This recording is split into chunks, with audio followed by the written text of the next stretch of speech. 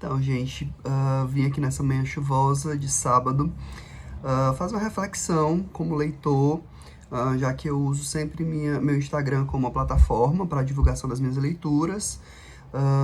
Algumas questões surgem de vez em quando, assim, especialmente para... Eu sou professor, então tenho contato com muitos alunos e muitas pessoas, quando me acham no Instagram, comentam sobre a quantidade de leitura, ou como eu leio rápido, ou qualquer coisa assim. E aí, assim, eu andei reflexivo no sentido de que eu gosto de usar o meu Instagram literário, né, digamos assim, numa ideia de motivar e incentivar a leitura e fazer com que as leituras que eu faço, elas sejam uma forma de incentivar que outras pessoas possam ler, não os mesmos livros que eu, mas que funcione também como uma sugestão de alguns livros possíveis e tudo mais. E como eu gosto muito de conversar sobre livros, essa é uma ideia boa para mim, né? Assim, me dá esse retorno de as pessoas comentarem, as pessoas quererem conversar sobre alguns livros que eu posto e tudo mais. Mas aí, eu ouvi, especialmente essa semana, mas eu ouço muito isso, assim, a ideia de que, se eu todo dia ler um livro, tipo... E não é verdade, tá? Assim, eu queria desmistificar um pouco essa noção de que, como a gente posta no Instagram os livros que a gente lê, e a gente tem um tempo para isso, assim, sei lá, se hoje eu terminei de ler 3 livros, eu não vou postar os 3, né? Eu distribuo um pouco ao longo da semana. Então sempre dá essa ideia de que você está sempre finalizando um livro, sempre lendo um livro. E aí, assim, eu queria compartilhar um pouco dos meus processos em relação à leitura, para que também essa ideia errônea que se tem de que a gente acaba que todo dia lê um livro, ela possa ser desmistificada no sentido de ela não ser uma forma de você achar que não vai conseguir e não fazer, não empreender essa leitura. Queria compartilhar um pouco de como as leituras, às vezes, elas são um processo mesmo, né? Às vezes não, elas sempre são um processo. Mas, às vezes, um processo que demora um pouco mais, às vezes um processo que exige um pouco mais de engajamento e tudo mais. Isso me veio especialmente hoje, porque eu finalizei a leitura do seminário 1, do Lacan. E aí, eu venho lendo esse seminário já desde o ano passado, e especificamente desde o meio do ano passado. E aí a ideia que eu me propus para esse livro foi toda semana ler um capítulo diferente. Ele tem 22 ou 24 capítulos, que são seminários, né? Assim, cada capítulo é um seminário que ele proferiu, de encontros semanais que ele tinha com o grupo dele.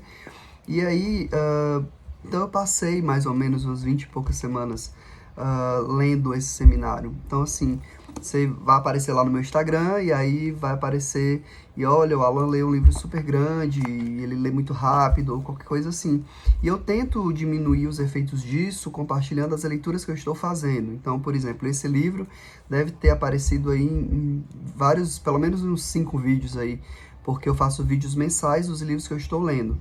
E aí esse sempre aparecia, olha, estou lendo o Seminário do Lacan, ainda estou lendo, continuo lendo, e por aí vai. Então eu sempre tento fazer isso para que as pessoas acompanhem esse processo, né? Assim, entendam que não é do nada.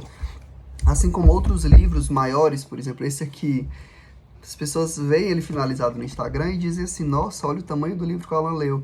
E às vezes não tem a impossibilidade de pensar que eu estava lendo esse livro, passei 6 meses lendo esse livro, né?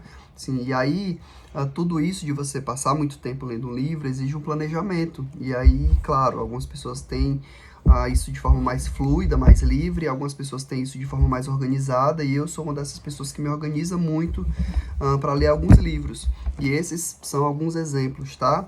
Assim como atualmente eu estou lendo a Ilíada, e aí a ideia é ler 2 cantos por semana, junto com um colega. Assim como eu estou lendo o Dr. Fausto, do Thomas Mann, desde janeiro. Então, a gente está aqui... Eu vou terminar de lê-lo no final de março. Então, eu passei 3 meses lendo esse livro, né? Que também é outro calhamaço. Assim como eu estou lendo esse daqui grandão, do Saramago, desde fevereiro. E, na verdade, eu não estou lendo ele. Eu parei, assim, li uma parte, tá aqui, tá marcado. E o resto, e parei para dar prioridade a esses outros, fazer outras leituras caminharem, mas todo dia eu pego ele, leio um pouquinho, aí passo semana sem ler, aí volto. Então, tem esses aqui que eu tenho um planejamento maior e tem outros que eu tenho um planejamento menor, ou não tem planejamento nenhum, eu apenas leio aleatoriamente. Isso vem também de alguma necessidade. Por exemplo, esse aqui eu não tinha um prazo para terminar, eu podia ler indefinidamente. Então, eu coloquei essa meta de um capítulo por semana para que eu não me desmotivasse e parasse de ler ele no meio do caminho. Já esse aqui eu tinha um grupo de leitura com ele, né? Então, a gente tinha uma meta de terminar ele até o final de tal mês. Esse outro do Thomas Mann faz parte de um projeto, né, que é o projeto de 12 livros para 2024, onde todo mês eu finalizo a leitura de um livro. E esse daqui eu me programei para terminar em março.